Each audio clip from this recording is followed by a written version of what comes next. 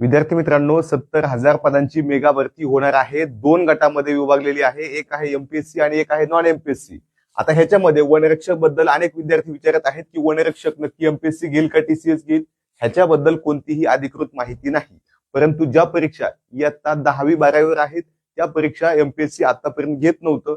इथून पुढेही कदाचित घेणार नाही. आणि सगळ्यात महत्वाचं, ह्या परीक्षेला मैदानी चाचणी आहे. टेक्निकल सिलेबस वेगळा आहे, म्हणून ही परीक्षा कदाचित एमपीएससी कडे जाणार नाही, तर ती टीसीएसनेच घेण्याची शक्यता आहे.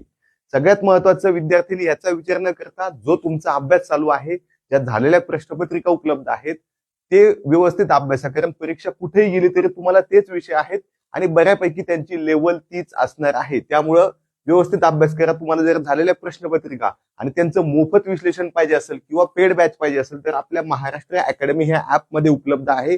ज्यांना पैसे देऊन करायचे ते तसे करू शकतात. ज्यांना फुकट बघायचंय त्यांच्यासाठी फुकट सुद्धा सुविधा उपलब्ध आहे. वर्षापूर्वी जाहिरात आली, परीक्षा झाली, लोकांचं सिलेक्शनही झालं. शेवटी ज्यांनी तयारी केली त्यांचं सिलेक्शन झालं, इतरांचं झालं नाही. तुम्हाला कोणत्या गटात जायचंय, पासवाल्या गटात जायचंय की फेलवाल्या गटात जायचंय हे तुम्ही ठरवायचं आहे आणि तुम्ही ते आत्तापासून ठरवत असता. म्हणून अभ्यास करायचा आहे की जाहिरात आल्यावर पळायचं इकडं तिकडं, तो निर्णय तुम्ही तुमचा घ्यायचा आहे. धन्यवाद.